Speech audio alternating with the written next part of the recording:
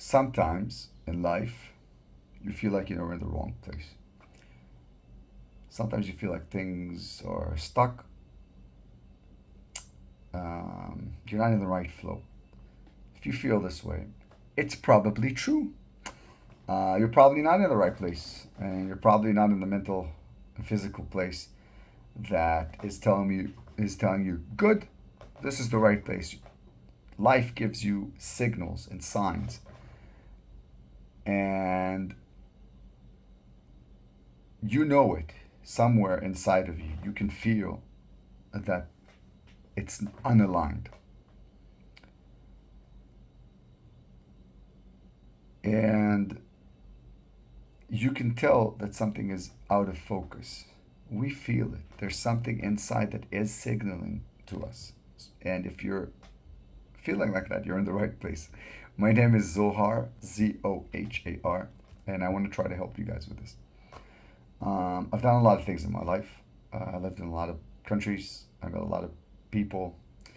Um, and I think that I have a lot of things to say about a lot of things, but specifically about this, I've decided once a week on Friday afternoons, I'll post a session, and what I'm going to try to do, my goal here is to improve the quality of your life as a man.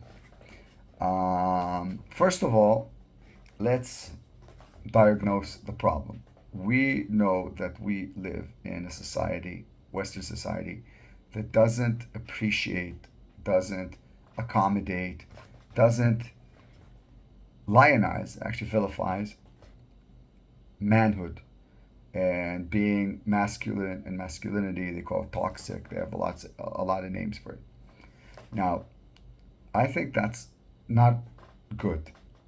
And I think that that is the source of the feeling that we were just talking about. And what I'm going to do is realistically and pragmatically and practically give you tools, um, practical tools, and not foofy, um, new age tools to maybe grab a hold of your reality and take hold of your life. What does that realistically mean? Okay, so the first notion that we're going to deal with, the first thing that we're going to deal with practically is called self authoring. This is not something that I invented, it is a technique that you sit down and you visualize and understand what is your vision and your longing, what you want in your life in the next 5 years. Now, we cut it out to several parameters, several spheres, financially, physically, health, and stuff like that. That's going to be our first meeting. After that, obviously, these goals are humongous. They're huge. They're very, very daunting, scary. Sometimes they feel insurmountable. So we're going to break them down in the session after that into mini goals. Obviously, you can't climb a mountain without training and you can't run a marathon without doing sprints or without running shorter distances and building your stamina. So that's exactly what we're going to do. Our goal would be to do X, and we're going to break it down to smaller and smaller things. That what we'll be able to do is make a plan how to get those goals consummated, made in reality, created. Okay, so my goal in this is to improve your quality of life, and that means maybe getting a better job, making more money, improving your relationships with people, women, family, doesn't matter. After we have a grasp of the vision of what we want, and we've broken it down to the smaller components of this, we're going to be able to talk about how practically we get started. A lot of people don't know how to get started. And I think it's pretty simple. The beginning of this process will be creating regular habits that are simple to follow in order for you to get used to doing things out of habit, out of consistency, rather than out of motivation or need or want. Because motivation is something unreliable, and consistency and habits are very reliable. We're going to talk about physical activity, daily physical activity. We're going to talk about journaling, writing your thoughts, and using a calendar. We're going to talk about cleaning your room. Shout out to Jordan Peterson. We're going to talk about all of these things. Now, we have, as men, powers to protect, to create, and these powers do not come out on binge drinking, on playing video games. They don't. They are subdued, they are weakened when we do this. Now, I'm not saying that there's no room for a beer with your friends. I drink, and I'm not saying there's no place in life for downtime, for playing. Absolutely, there is. But this should not be your main focus.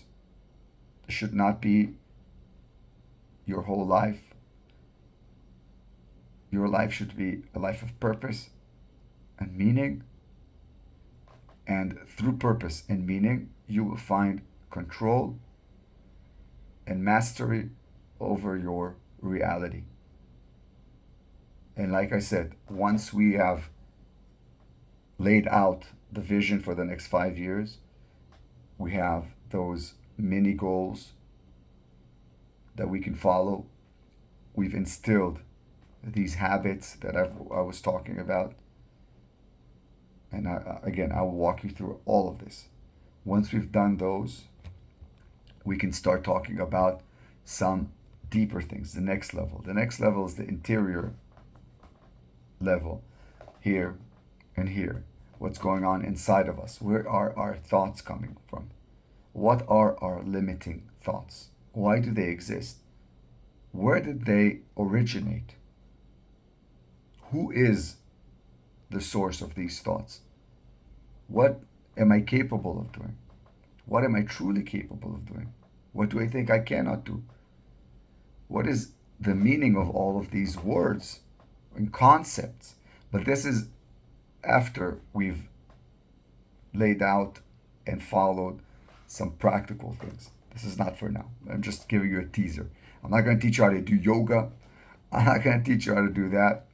But I am going to talk to you about some things that are a little more abstract than only training and eating well and stuff like that. Because that's only one level of the many layers that I believe that you're capable of. Now, after that, after we're finished with all of these things, when we have a clear vision of the future, when we have a clear breakdown of how we're going to get there day by day, after we've instilled some very important habits, we're going to talk about, like I said, your inner world, your thoughts and your feelings. And once we finish that, in a few months, and when we feel comfortable, we'll get to talking about relationships and women.